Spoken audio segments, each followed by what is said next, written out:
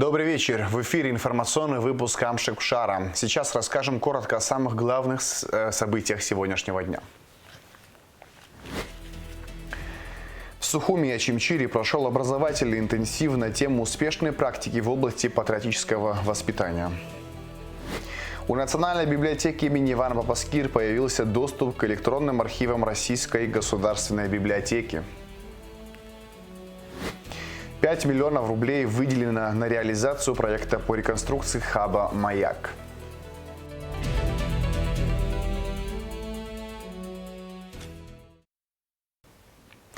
Делегация МИД Абхазии, возглавляемая министром иностранных дел Олегом Барциц, отбыла с рабочим визитом в Республику Южная Осетия. В ходе визита пройдут встречи с президентом Южной Осетии Аланом Гаглоевым, исполняющим обязанности министра иностранных дел Ахсаром Джиоевым, а также с руководством парламента и других органов власти Южной Осетии. Планируется подписание плана между министерствами иностранных дел двух республик на 2026-2027 годы. Визит продлится до 19 февраля. Ряд вопросов экономического блока были рассмотрены на заседании профильного парламентского комитета, которое прошло под председательством Резу Зантаря с участием министра финансов Саида Губаз и министра экономики Теймураза Микваби. Аманда Пакели знает подробности. 7 вопросов экономического характера, в том числе законопроекта о внесении изменений в законы о государственной закупке, Трудовой кодекс и другие были рассмотрены на заседании парламентского комитета по бюджету, кредитам, организации и финансам.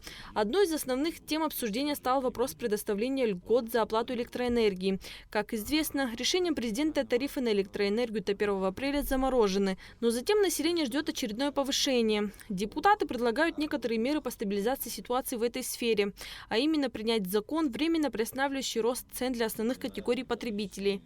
Опять-таки нагрузкой на социальные слои граждан эти тарифы, повышение этих тарифов повлияет. Хотим продлить эту инициативу. Я надеюсь, коллеги, вы поддержите в этом направлении, потому как на сегодняшний день с учетом установки приборов учета мы видим, конечно, повышение собираемости, но тем не менее этого недостаточно. И сейчас парламентом при принятии бюджета было выделено около 500 миллионов на закупку приборов учета. Мы уже об этом говорили. Но необходимо время на его установление, на установление этих приборов учета, что, безусловно, даст положительную динамику, мы не сомневаемся в этом, но прежде чем будут они установлены, я считаю, что есть смысл подождать и тарифы, на мой взгляд, приостановить и не повышать. Напомним, что поэтапный рост тарифов на электроэнергию начался в 2022 году. В течение 3 лет цена поднялась с 40 копеек за киловатт-час до 1 рубля 70 копеек за 1 киловатт. Очередное повышение тарифов ожидалось с Нового года. Чтобы защитить социально уязвленные слои населения, правительство республики решило предоставить некоторым категориям граждан льготы. Учителя и многодетные семьи платят за свет 50% от потребления, а ветераны Отечественной войны – 30%. Говоря о льготах, министры экономики и финансов отметили, что на текущий момент механизмов, которые компенсировали бы потери организаций, предоставляющие услуги, нет. Министерство социального обеспечения республики по поручению руководства собирает перечень льгот из действующего законодательства, чтобы именно с указанием норматива, из которого вытекает впоследствии для того, чтобы понять, о каких объемах выпадений средств мы говорим из выручки того или иного предприятия государственного. Но именно такого механизма, что есть категория учитель начального образования в государственных или частных учреждениях, какое количество учителей, какое количество у них объектов, то есть жилья, в отношении которых надо будет применять эту льготу, какое количество денег выпадает из выручки предприятий тех или иных, и прямой компенсации, которая просто покрывала бы эту разницу, такого механизма отработанного пока не существует. То есть, условно, еще года 2-3 вряд ли эта история заработает, и льготы, о которых коллеги только что говорили, это, как и сегодня, будет речь идти о том, что у Черноморэнерго, у местных водоканалов, у предприятий. Это просто минус в прямом виде для них. Все вопросы, которые были обсуждены на комитетском заседании, будут вынесены на рассмотрение сессии парламента и рекомендованы к принятию в первом чтении. Аманда Пакеля, Раму Камке, Абхазское телевидение. На 65-м году ушел из жизни Анатолий Янкович Лагула, абхазский поэт, лауреат Государственной премии Абхазии имени Гулия и Государственной премии имени Аджба, заслуженный деятель культуры Абхазии, главный редактор журнала «Алашара». Союз писателей Абхазии и профессорско-преподавательский состав АГУ выражают соболезнования родным и близким по случаю смерти Анатолия Лагула. Уход Анатолия Янковича – невосполнимая утрата для всей национальной культуры Абхазии. Его многогранная деятельность была примером высокого профессионализма, преданности родному языку и литературе, отмечается в частности в соболезновании. Распоряжением премьер-министра Абхазии создана комиссия по организации похорон поэта Анатолия Лагула. Возглавляет комиссию вице-премьер Джансух Нанба. Церемония прощания с Анатолием Лагула состоится 18 февраля в Доме учителя в Сухуми. Начало гражданской панихиды в 10:30, начало траурного митинга в 14:00. Успешные практики в области патриотического воспитания стали главной темой образовательного интенсива, который проходил в Сухуми и Ачимчире 15 и 16 февраля. Курс направлен на повышение компетенции молодых активистов и развитие современных форматов социального проектирования. Организаторами мероприятия выступили дирекция Всемирного фестиваля молодежи и Роспатриот-центр Росмолодежи при поддержке Государственного комитета по делам молодежи и спорту и АГУ. Репортаж Айлиты Арутюнян.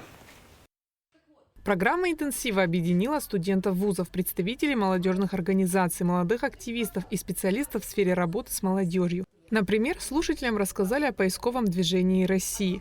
В целом, эта организация занимается поиском солдат, погибших во время Великой Отечественной войны. У них сначала разведка происходит, они понимают, где шли ожесточенные бои, а ведь чьи-то бабушки, прабабушки, прадедушки, они же еще не найдены, понимаете, а это же очень важно, когда человек, понимаете, он без вести пропал, не предали земле, и они находят эти останки, потом антропологи понимают, кто этот человек. Хорошо, если есть медальон, в котором написана фамилия, рота, взвод. И, возможно, вот мы сейчас об этом говорим, от нас-то где-то далеко, но вот вы знаете, представьте, какая для отдельной семьи, отдельно взятой семьи, это важная история, какое-то важное событие. Елена Беликова, как она рассказала, не первый раз в Абхазии, но в первый раз в Сухуми. Она осталась под хорошим впечатлением от гостеприимства абхазского народа. Я должна вам признаться в любви, во-первых, потому что, потрясающе, когда ты приходишь в какое-то общественное место, будь то кафе, ресторан, и просто мимо проходящий человек через 5 минут становится твоим лучшим другом. Я думаю, что точно не все республики, страны могут похвастаться таким гостеприимством, таким великодушием, добродушием. И я вижу, насколько важно для вас память, насколько вы умеете это чтить, уважать взрослых, традиции. И вы знаете, конечно, в этом смысле нам точно мы можем быть полезными друг другу. Также на мероприятии говорили о вкладе интернациональной бригады «Пятнашка» в СВО. Мы вот буквально перед Новым годом к ребятам ездили, иногда мы это делаем, собрали, знаете, подарков под Новый год, потому что это нам с вами тепло, уютно и хорошо, а им там совсем, конечно, тяжело на фронте. Особенно Новый год – это тот праздник, когда особенно хочется домой. Увидеть семью, встретить его с семьей, как мы с вами это делаем, но такой возможности нет. Поэтому мы, конечно, с большим пониманием к этому относимся и стараемся периодически хоть что-то приятное для ребят сделать. Собрать, подарить, как-то, отвлечь. Основные темы интенсива включали формирование ценностных ориентиров у молодого поколения, развитие волонтерского движения, укрепление гражданской активности, а также внедрение эффективных инструментов просветительской и воспитательной работы. Как подчеркнула Юлия Красова, директор представительства ДВФМ в Абхазии, проведение интенсива способствует укреплению профессиональных связей, обмену опытом и формированию устойчивых проектов в сфере патриотического воспитания на территории Республики Абхазия. Принять участие мог каждый желающий. Предварительно мы, как представительство дирекции, посетили районы в январе месяце. Все районы объехали, поделились нашей деятельностью. В том числе пригласили всех на такое большое мероприятие, которое в этом году началось. И как раз у нас участвует Гулрыбш. Сегодня также приехали молодежь из Гудауты. Вчера, повторюсь, Галт, Кварчал и Ачимчира, поэтому, в принципе, масштаб республиканский, задействована вся страна, и молодежь со всей страны получила новую информацию и в целом познакомилась где-то друг с другом, укрепила свои связи. Роспатриот-центр более 20 лет занимается комплексным развитием и сопровождением всех видов деятельности по патриотическому воспитанию в России, а также организовывает патриотические проекты в рамках реализации федеральных проектов. Елена Беликова рассказала, как можно стать участником программы. В наших соцсетях, на наших ресурсах есть информация, как это сделать, а как поучаствовать. Это и в ГАИС «Молодежь России». Там необходимо зарегистрироваться для того, чтобы, допустим, оформить свой проект. И наши, отдельные сайты для заявок. Но в основном все происходит через ГАИС «Молодежь России». И мы механику сегодня рассказали. Ну а пожелать я, конечно, хочу не останавливаться на своем развитии, обязательно становиться активными участниками наших программ, проектов, мероприятий, потому что программа у нас находится на любой вкус. От патриотического воспитания до спорта, до профилактики негативных социальных явлений. Мы сегодня тоже подробно будем об этом говорить, про систему нейропрофилирования, про инструмент нейропрофилирования. Есть сегодня такие инструменты, которые позволяют раскрыть потенциал молодого человека, о котором он, возможно, даже не догадывается. Поэтому мое пожелание абхазской молодежи: оставайтесь активными, яркими, интересными и заражайте своей энергией нас.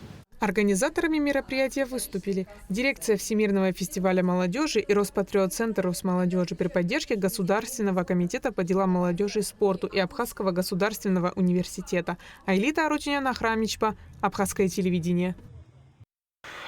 У Национальной библиотеки имени Ивана Папаскир появился доступ к электронным архивам Российской государственной библиотеки. Благодаря этому теперь любой желающий может бесплатно окунуться в библиотечный фонд России.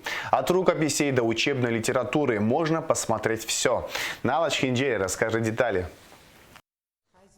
Когда библиотеке удается идти в ногу со временем, то и читателей становится больше. Теперь в Национальной библиотеке имени Папаскир открываются новые возможности для тех, кто хочет познавать книжный мир. На базе библиотеки открыт доступ к электронным архивам Российской государственной библиотеки. Электронная почта у него должна быть. Мы регистрируем на электронную почту. Потом он сделает запрос на нахождение книги, которая его интересует, автора. Мое имя указано здесь. И поиск. И набираем книгу. И поиск. Открываем, книга показывается на экране у нас. И, значит, если стоит замочек на этой книге, значит, может только читать. А если замочек открыт, значит, можно читать и скачать эту книгу. Такие книги мы находили, по истории находили, по сельскому хозяйству находили книги. Ну, конечно, найдутся люди, кто придет, будет читать. Этой литературы у нас нету, в Абхазии нету, а здесь уже есть. Они найдут эту книгу и будут читать, если захотят, конечно. Любой желающий, придя в библиотеку, а именно в читальный зал, сможет совершенно бесплатно пользоваться доступом к архиву. Получив на месте книжный номер, читатель может зарегистрироваться для входа в электронный архив России. И что самое главное, все это совершенно бесплатно. Такую возможность предоставила Российская государственная библиотека Ленинка. Нужна была создать техническую поддержку. То есть усилить память компьютеров, усилить память сервера, в котором не вмещается такой огромный массив, потому что там, видите, какое огромное, полнотекстовые, 4 миллиона 200 тысяч наименований. Самые разные направления знаний. При этом, представляете, мы имеем доступ к рефератам и к монографиям полнотекстовых, которая за весь период, что в России выходила. И представьте, что за уникальная возможность. Зайти через мобильный телефон в электронные архивные данные России невозможно. Такую возможность дает только Нацбиблиотека имени Папаскир. В читальном зале всего установлено 9 компьютеров. В виртуальной библиотеке представлены книги, диссертации, рукописи, научная и учебная литература. И не только. Также встречаются и несколько абхазских книг. Мы сейчас работаем над тем, чтобы, знаете, привлечь читателей, донести до жителей Абхазии, кто учится в школе, кто в вузе, преподаватели школ, преподаватели вузов, соискатели Академии наук. Но все, кто читающей публике, донести, что такая возможность появилась. Как пользоваться, как открыть, помогать будет наши библиотекари открывать нужные по наименованию тот или иной полнотекстовой массив. Виртуальным читальным залом может воспользоваться любой желающий в рабочие дни до 17:00. Нала Чхиндирия, Камила Джопуа, Абхазское телевидение. 5 миллионов рублей выделено на реализацию проекта по реконструкции хаба «Маяк». Социальный проект получил грант в рамках конкурса «Созидатели Абхазии». Работы уже начались. К процессу подключились студенты, волонтеры и все, кому не безразлична судьба памятника историко-культурного наследия. На какой стадии работы и когда они завершатся, узнавала Ирена Богатели. Социальный проект Института экологии «Хаб Маяк» выиграл грант в конкурсе «Созидатели Абхазии». Данный проект нацелен на сохранение объекта культурного наследия республики – Дома смотрителя маяка. Работы ведутся уже около 2 месяцев, и уже к началу лета их планируют завершить. После расчищения мы уже приступим к благоустройству, чтобы люди уже спокойно могли на этой территории находиться, потому что до этого момента, до начала проекта такой возможности не было. Здесь всегда буйно росли деревья, нужно было всегда убираться, и вот сейчас как раз у нас есть такая возможность с помощью студентов, с помощью людей, которые не безразличны к судьбе такой старой постройки, самого маяка и домика смотрителя. Мы расчистим здание и территорию уже к лету. При поддержке студентов АГУ близлежащая территория вокруг маяка и домика смотрителя уже очищена. Студенты подошли к работе с энтузиазмом и патриотическим настроем. Они отметили, что рады оказать помощь в благоустройстве своей страны. Мы уже тут находимся с 12 часов, выехали 11:30. Сначала все обрубили, вот какая у нас тут куча собралась. Вот все, работаем, стараемся, помогаем. Насчет того, сложно ли выполнять работу, я бы не сказал, потому что это мужской труд, и у меня не первый опыт с этим. И моя специальность об этом говорит как раз-таки.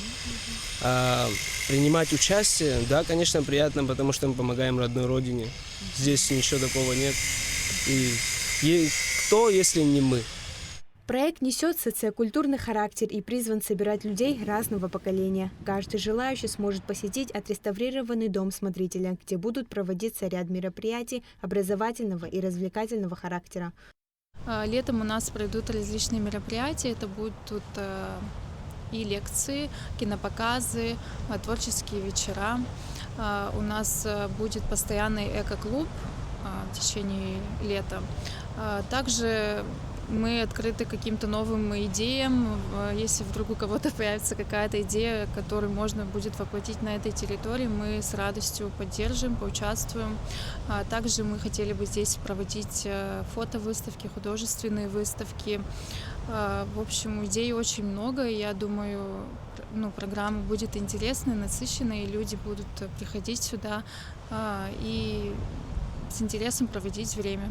На первом ярусе маяка после предварительной его расчистки изнутри будет организована экспозиция к 165-летию Сухумского маяка, в народе именуемого как брат Эйфелевой башни. Ведь данная конструкция была спроектирована французским инженером Эрнестом Гуэном и привезена прямиком из Франции в 1861 году. Маяк служил важным ориентиром для судов Сухумской бухты и, несмотря на свой возраст, сохраняя свое величие и продолжая привлекать внимание. Ирена Богатели, Камила Джопуа, Абхазское телевидение. В Абхазии стартует 3-й национальный конкурс вин имени Ачба. Прием заявок на участие в нем начнется 16 февраля. Организатором выступает компания «Вина и воды Абхазии» при поддержке профильной ассоциации виноделов и виноградарей республики. К участию приглашаются частные производители, готовые представить свою продукцию на профессиональную экспертизу. Согласно условиям, на конкурс принимаются вина, произведенные в объеме не меньше 300 литров одного вида.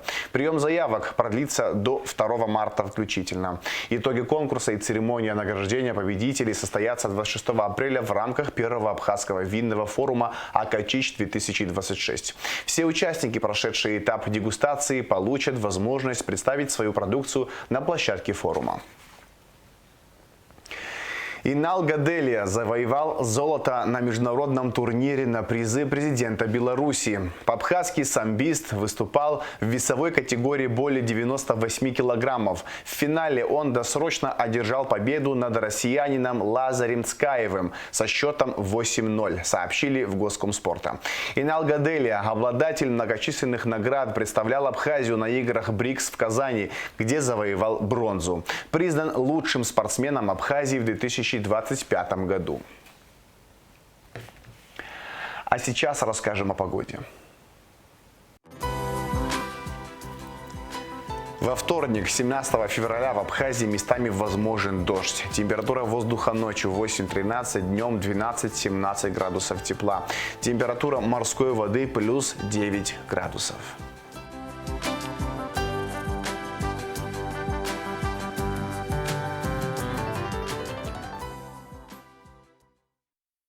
На этом информационный выпуск Амшикшара подошел к концу. Всего хорошего, до свидания.